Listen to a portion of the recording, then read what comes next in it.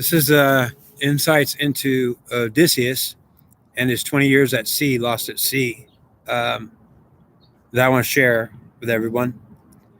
Um, and I want to, first of all, apologize for not being able to see correctly or see straight for too long.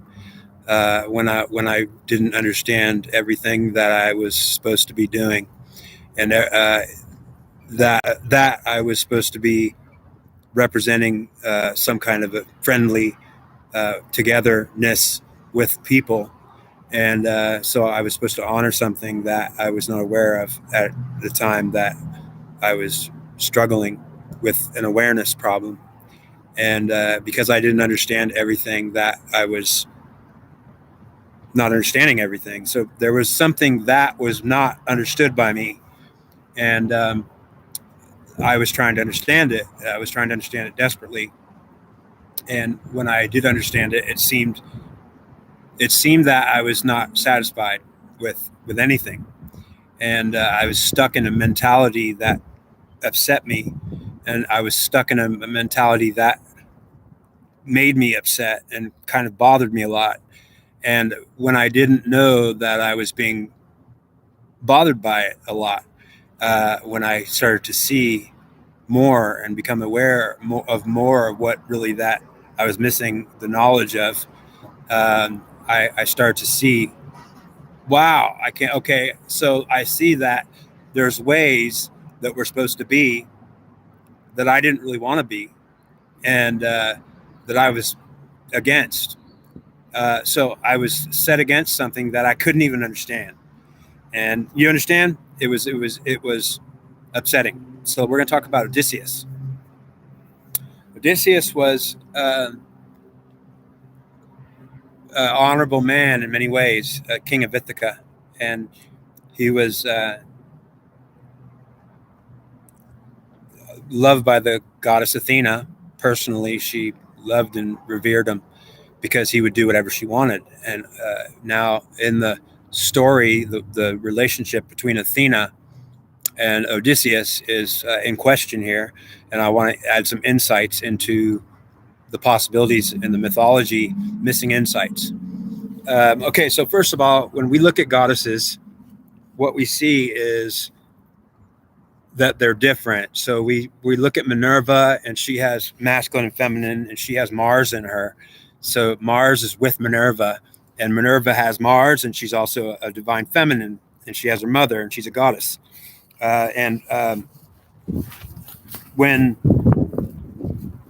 Now there's also Athena, who is from her father Zeus, and she's a god. So the when Athena comes to you, it's a god coming to you, and it feels like a god because she is a god. She's her father Zeus, came straight from his forehead, which means that the relationship that you have with the god Athena, is also a goddess. And so whatever you feel, when you're in the interaction with her, well, unless she shows herself as a female body in front of you, you'll think you're actually seeing a god because you won't see anything, you'll feel it. So the relationship between man and God is often had through feelings, because the feelings will come to you. You'll know what the God's telling you, and ultimately it'll be easy to feel what He's saying. But you'll not see Him in front of you like a body. You'll only feel His presence with you. And if it's Him, it may be her. And if it's Athena, then it may be that Odysseus would think he was following a god, when in fact he was following a goddess. So it's only debatable, and I'm not sure whether the relationship between Athena and Odysseus was he thought she was a god, actually, even though she was coming to him as herself. It might have been he was thinking it was a god he was following. But uh, in the story, it says it was Athena, and so I'm going to assume that he should have known he was following a goddess. And because of that, the Greeks won the war, because he was really honorable towards her. So let's say he did know. It's only in question whether he did or not, or maybe at first. So he did know, and he would know it was her that felt like a him. So he was actually following a god. He was following Zeus. And as long as Athena was in line with Zeus, it was the same thing. Following her was following Zeus. She did whatever Zeus wanted.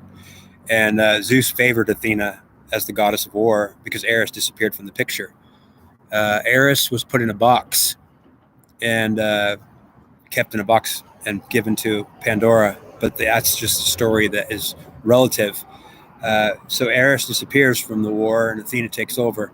She's the new presence in Troy.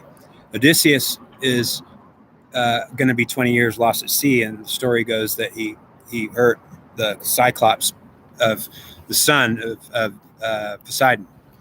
Ultimately, that might have pissed Poseidon off, but I think what was really the problem is that Odysseus was being punished for if he had either killed Helenus, he would have been punished for killing Helenus, who was actually coming to this, who was Athena, was actually supporting Helenus. That's one alternate ending why he was at sea for 20 years as a punishment. But also, if Helenus survived, well, if he also was at sea for 20 years, Helenus was supposed to be with him. So one of the alternative endings, I don't like it, but if Helenus went to Odysseus and Diomedes, who captured Helenus and tortured him for information on how to sack Troy, well, the secret was if you stole the palladium from the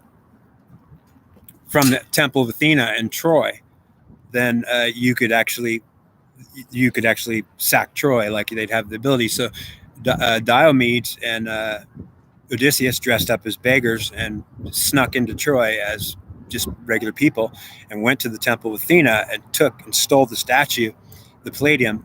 And that was partly, they had to do some other things too. They had to involve Achilles' son in the fight because of the goddess relationship. So basically, the relationship of Achilles having a mom as a goddess, it was necessary to have the son of that father in the fight because the goddess had to be in the fight. It was and it was only allowed as long as the goddess was in the fight. The righteous nature of why Troy was being sacked was through a goddess presence sacking it. So it was through the son of Achilles they had to get into the fight after Achilles was killed. They still needed his son. And the idea that Odysseus couldn't go home for 20 years was because of the Trojan conflict of he's getting punished. And he was not allowed to go home. So but the relationship he had with the goddesses, first goddess, Calypso, where she wanted to marry him, she also offered him immortality, which he didn't take because he thought it wasn't a real offer. He thought that he was going to get tricked into some kind of a bad, like something really bad was going to happen to him. He didn't think he was going to become immortal, so he didn't trust the goddess Calypso. So the idea was during the first 20 years, he was offered immortality by a goddess. He was living with the goddess. And so the whole idea was he wasn't in with the goddesses yet because he was in with Athena only. And now Athena was also wanting him to be in with the feminine goddesses. But Odysseus didn't respect the feminine. He only respected the masculine, the gods. And because of that, he was only halfway there, you see, because he was respecting Athena, who was a god, but what he had to do was respect the goddesses, who were a feminine presence, and he wouldn't give them the respect that they deserved. He was just a king of Ithaca. He was a man and a singularity, masculine, that stood above them as he was better. Ultimately, they wanted him to consider them equal. So his travels were a lot of relationships in the 20 years with goddesses, and it was all the divine feminine relationship and his ability to accept them more. When he would eventually get to go home after 20 years of being lost at sea and not being allowed to go home. So he finally got with the goddesses and he regretted it. So ultimately he got punished, and all the things that happened to him, that he struggled at sea for the 20 years was ultimately because he was only following Athena, and he had to get with the goddesses to get more. So he finally did get with the goddesses. He was kind of ruined by then because it was at a loss of his own ego, which in his own singularity, his masculinity was kind of at risk. It kind of not only went in question, but he kind of lost it. So he kind of lost himself in the 20 years. He lost his spirit, and his spirit was taken over by the divine feminine. And he kind of also stayed in there. It was a conflict. But after 20 years, he was allowed to come back. So he came back and he went home, and the whole idea was Minerva was going to help him get back with Athena's assistance. So Athena was personally helping him and watching him, and he had to get with Minerva, who was a mixture of divine feminine and masculine, and that was a hard part. But he did get with Minerva, and so she agreed to help him get home finally. When he went home, he was so old and beat up that he was he didn't look at all like he did before. And when he went to his house, and his wife was still there after 20 years, his wife was still living in the same house, and he was the king of Ithaca. So people had taken over his kingdom, but ultimately they were waiting for him to come back, and his wife wouldn't marry anyone. And there was all these suitors that were trying to marry her, and they were camped outside her house. And she kept them off for 20 years. She was saying, like, he might come back. He might come back. She knew he might come back. And he did come back. And when he came into the house, he didn't look like Odysseus. His wife didn't recognize him at all. And she said, "Who are you coming into my house? Like, what do you want?" Like, she thought someone was house, like, invasion. And he said, "It's me, Odysseus."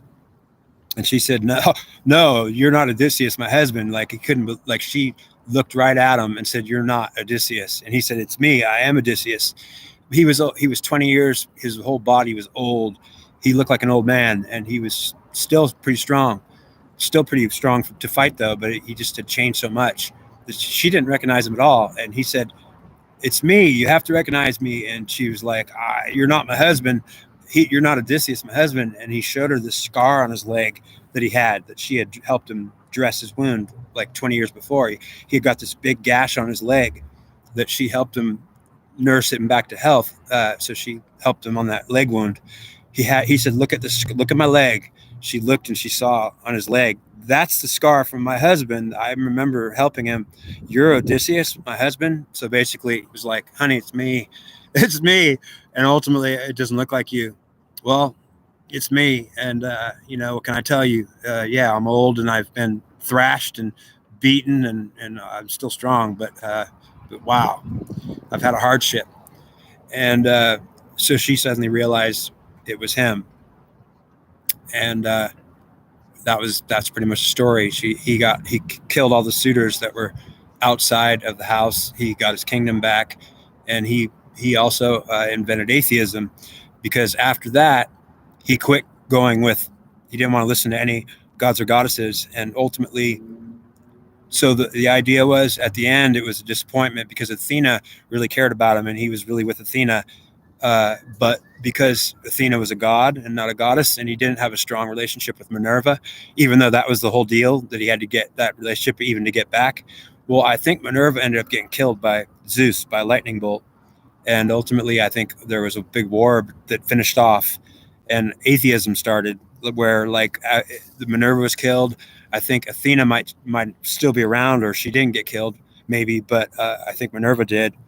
And and Artemis was in there, and they're all collectives of women that are alive today. So they're still alive in the spirit of women, but they're dead as a goddess head still. So Odysseus actually struggled for 20 years trying to get back and form that relationship. And then he decided, "I don't want to follow I don't even know what's going on, but I'm back home and I'm a king again." And he's like, I'm not following anybody, and not God or goddess. And ultimately that belief spread, where men stopped listening to the gods and goddesses. They started to be what you call atheists. They just believed in no God, or they didn't want a relationship anymore, or "Don't talk to me," or "If you do, I don't know.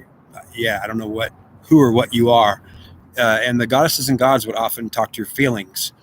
They don't show up in your head like in a voice that's audible. They talk to your feelings, and then you have to interpret those feelings. And in my next video, I'll talk about that. All right.